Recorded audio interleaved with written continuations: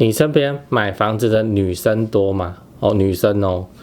嗨，我是买房阿元，订阅买房阿元。我先祝你老了有房也有钱。我们在上一支影片聊了为什么当地人会买的比较贵啊，不然就买不了这当地煞的问题。如果你还没看的话，可以看一下。那今天我想跟你讨论另一个问题有买房子的女生比男生还多吗？来先看资料，就女性购屋贷款占比已经达到 48.07%， 虽然没有过半但是10年来略有成长，并且依照台北市税捐稽征处110年的统计资料，女性的购屋人数已经超过男性了，达到 51.53%。51.53%。那你看也就是说你各位臭男生要担心的啦。现在女生买房子比男生还要更多了这个趋势已经确定了以前是女生说你不买房子我就不嫁那之后可能会变成说女生就跟你讲我在哪边有一间房子，那你有房子吗？如果你手上没房子的话，未来可能连相亲的时候都输人家一截。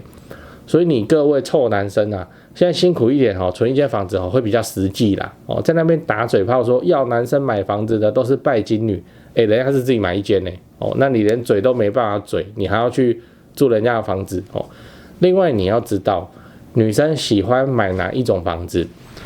先说前提我们这个没有性别歧视就只是单纯从女性的购物需求来看，哪一种房子会比较获得女性的青睐。我们先讲楼层。楼层基本上就是分低、中、高楼层嘛那低楼层的优点就方便那低楼层会噪音蚊虫落尘比较多那如果你刚好买在低楼层楼下有花圃的话，那基本上你纱窗是要24小时都要关起来的不然什么苍蝇飞蛾什么的都会跑进来那中楼层的话，蚊虫什么也会比较少。你说那个蚊子它会搭电梯上楼也有啦，但是那个相对少嘛。那你可能遇到问题就是中楼层会有加压马达、中继水箱这些设备它可能会发出低频的噪音跟它一旦爆掉然后漏水，那个怎么修很难修那可能会影响到一些比较敏感的人再来就是高楼层，高楼层就采光好景观漂亮那还有一个不算问题的就是那个菊花你的天花板上的菊花那个消防安全的洒水系统以前是规定11楼开始都要那现在的话新建案通通都会有就变成你要包天花板不然你会觉得很丑还是说你觉得那个就菊花长在天花板上你也没差就没差好就长这样丑丑的，这个也不能够用装潢给它盖住违法那女生喜欢买的房子刚讲的低中高楼层嘛根据我的观察其实长这样就是第一个小它没有关系，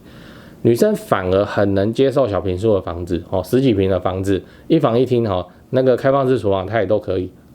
那再来就是尽量会买社区大楼，就是它要有电梯跟管理员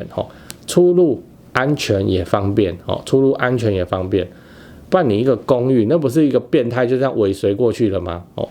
那再来就是楼层他们喜欢买的比较高的楼层基本上就是要避开我们前面讲蚊虫问题，跟女生真的喜欢有景观都会想说在阳台摆一张椅子然后喝一杯红酒，然后欣赏这个大城市的夜景什么的。我们男生哪有差那个阳台越小越好最好不要，最好我都可以推出去这样那男生应该没有人想在阳台待个10分钟，你待在那干嘛？你犯错被骂被关在阳台所以基本上女生们她们青睐用来自住的房子大概就是电梯2房然后高楼层然后小坪数小坪数他们是没关系的。最后你要知道这个趋势可能会带来什么房市的变化。我现在的看法是这样，你看现在预售屋是不是都越盖越小那一方面就新青安房贷就是1000万嘛那再加上预售屋大概就帮你压制在1250万以内就你自备250你就可以买了。好，那再加上我们刚刚讲的这个女性购屋的需求，所以我们可以预期未来这种小宅还是会盖，而且很容易越盖越多，来满足这些单身女性的首购族需求。那5年以后呢，这些买电梯2房的人就开始会结婚生小孩，应该会吧？那开始换成电梯三房，因为你住惯了电梯三房是不太可能去换成公寓三房了。你说啊，就差电梯有没有差那么多？有，就真的有。电梯大楼你住习惯，很难接受搬回去什么公寓三房，至少啦我身边做的统计已经超过50个人了，都是这个说法。或者说女生结婚了她搬去老公家的房子那就把它卖掉，套现离场或是就把它卖掉然后有个头期款去买一个大一点的三房，这样这都可以那所以我们就可以预期未来会陆陆续续会有电梯两房慢慢释出。我现在讲的都是未来，这个未来都是5年后8年后的事情，还很遥远这不用太担心。然后电梯三房的需求会开始增加，也就是说在现在2024的这个阶段，电梯三房仍然就是版本答案。如果你能力有够的话，你就先买起来放，反正你现在也是要放5年嘛那你就慢慢放不是刚好等到最近几年结婚的女生他们买了2房他们结婚，他们小孩子出生，他们开始要换这个三房。当然如果你能力有够的话，你就把它买起来放久久长长，这个又没关系，你本来就是自产，你又不是要炒短线用的。那如果你还需要蹲一下才有办法换到三房也没有关系你就先买个2房之后来拼个小换大，就跟那些女生的做法一样。讲完了我们整理一下，今天我们聊了有买房子的女生其实已经比男生还多了我先分享了联征中心的数据是女性购物贷款占比 48.07%， 已经将近50%而且它趋势是成长的再来我分享了台北市税捐处统计资料，女性的购物人数已经超过男性，已经达到了 51.53%， 代表现在女生真的是越来越多人在买房子那我也跟你分享了女性首购族他们喜欢的房子模样中高楼层有景观，电梯2房房子小没关系一定要是电梯大楼，然后屋龄要轻，屋龄最好5年内这样。等到5年以后，我估计啦会一波换屋潮那开始慢慢的在结婚生小孩就要去电梯三房，所以你现在买电梯三房版本答案版本答案，你刚好可以赌到他们如果能力够的话，最好能上车你就赶快上车了。最后我想问你你身边有很多女性朋友在那边买房子吗那你是怎么看待的欢迎底下留言跟大家分享讲八卦就女生女生真的是比较重视安定感，我不骗你，这不用争，这真的是这样。男生都在那边讲干话，都想说我当兵下基地蒙阿波也能睡所以我以后去睡公园应该没差。对你是没差但是你的另一半就是有差这个差别在哪里这很有趣我还去找过相关的资料然后读到一个很长的科普文章，反正我也忘了差不多。那重点大意就是这样。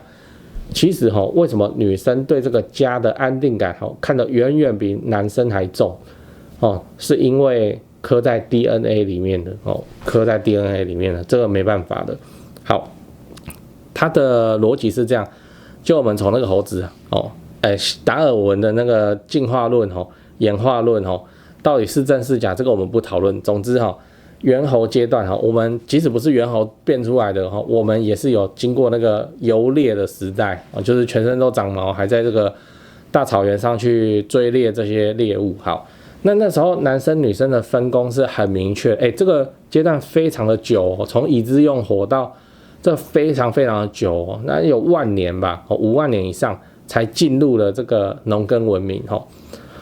所以那个时候在游猎时代追猎时代的时候，男生女生分工是很明确的非常明确的。男人怎样，你给我出去打猎那个好手好脚是出去打猎那女人做什么，就顾好那个山洞顾好那个山洞，然后不要乱跑。好，那所以变成女人怎么样，她生活的重心就是那个洞穴，男生去打猎女生负责什么？不是说顾好这么简单，是女生负责采集采集一些那个灌木丛有一些可以吃的果子就这样，然后那边采集然后男生就出去打猎。好，那很明显就变成说，男生一出去打猎，他就追着猎物跑嘛，就那边跑。好，所以男人一出去打猎，可能3-5天不会回来那这3-5天这个男人没打到猎物就这样回来，很奇怪嘛那很没面子所以就打到猎物，那猎物会跑他就追，所以这个消失了3-5天，男人是不是都躺在草地上哦，你怎样能睡就是蹲着也能睡，好，那就那边睡了。好，就这样子持续好几万年。男人当然对那个家没什么感觉嘛，对吧？反正我在哪里也能睡，哦，我只要安全能睡着就好了。那女人就不一样，女人就是一个山洞换到另一个山洞啊，都在山洞附近，他们就是做采集，采集的动作。好，就这样慢慢弄，慢慢弄。采集它又衍生女生啊看颜色女生看颜色会比我们男生还要敏感很多。我想这个在现代还是有证据，就是那个唇蜜或口红的色号有没有？女生去保养买不是都会这样吗？就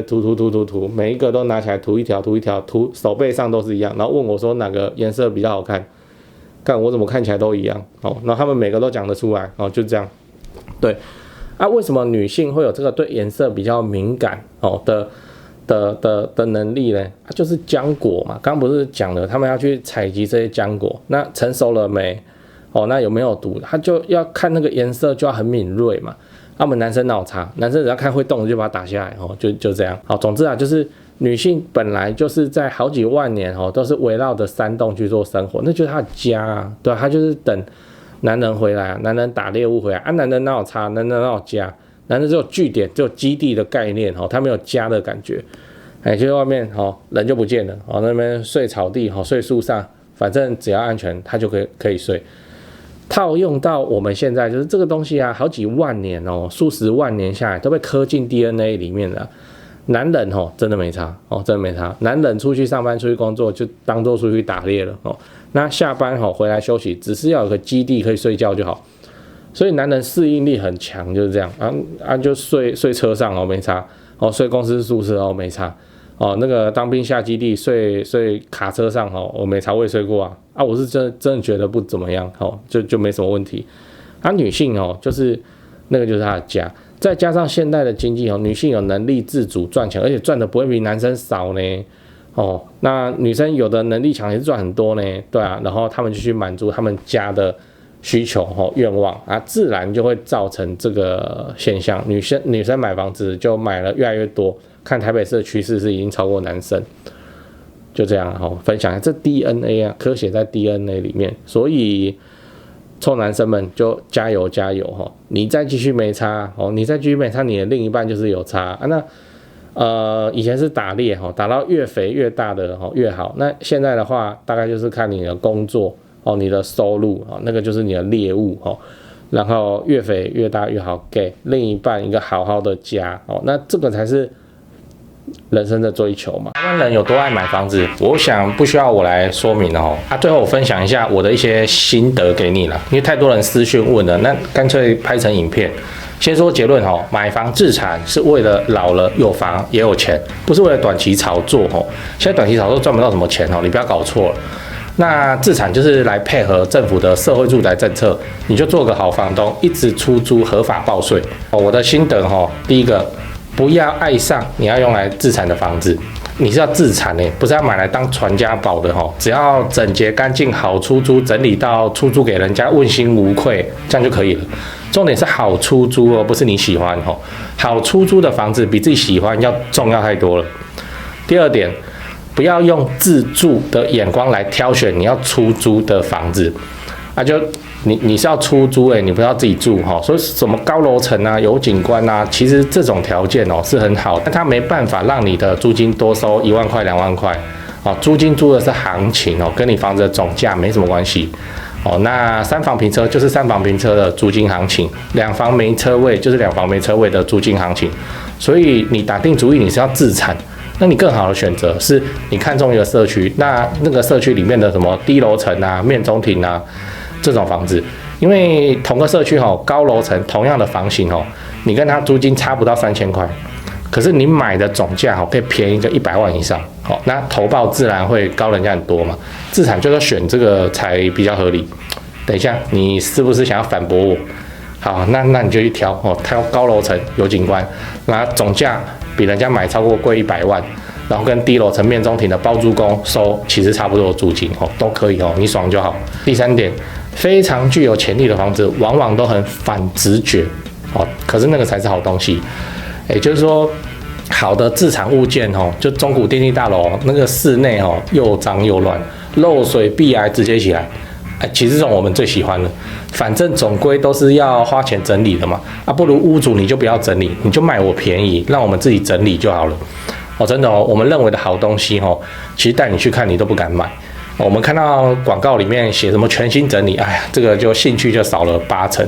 这个要讲不完啊。总之就是说，自产物件它其实都是反直觉的，它的卖相都不好。就是因为它卖相不好，因为它烂，所以它总价才低，它总价低，投报才高。那新手很容易不小心去买到那种贵松松的漂亮房子，那变成说它有涨没错啦，可是它涨的空间也不大。那老鸟大概都买好地段没整理的烂房子，什么屋龄20几年然后漏水又壁癌就 OK 啊。这个没办法训练这是心魔你只能够自己真枪实弹去练习几次你就会懂了，就跟我当初一样那像我们现在看到屋况不够烂，我会觉得很可惜你要自产，你就是要总价低嘛。同一个社区里面总价低的房子往往都是那没整理条件不好什么地落层、面中庭那自住客门一打开，看乱糟糟的，他摇摇头不喜欢。可是自产客杀价就买下来，再花几十万整理到 IKEA 风该换的都换，都整理到问心无愧，然后长期出租，其实它投报率更好这个就是我说适合自产的房子它乍看之下它都很反直觉以上我的赖最常被问就这3点所以就第一个，不要爱上你是要用来自产的房子；第二个，不要用自住的眼光来挑房子第三个，适合自产的房子它都很反直觉最后我看好高雄你看我影片那么久你也知道高雄超棒，高雄不止台积电，未来的影片我也会陆陆续续介绍各项重大建设。自产高雄就找台湾房屋美术之星店，因为我跟店长配合超久了那非常的尽心负责。那他们也有长期合作的装潢、整理、出租反正自产高雄我就推荐台湾房屋美术之星店。现在就加他们的 LINE 买房阿元观众专用 LINE 小老鼠 go go go go go 小老鼠5个 go 请助理立刻丢几个适合自产的房子给你看。记得炒房不好，不要炒房，长期自产出租，配合政府的社会住宅政策，做个好房东。因为买房阿元自产高雄，我先祝你老了有房也有钱。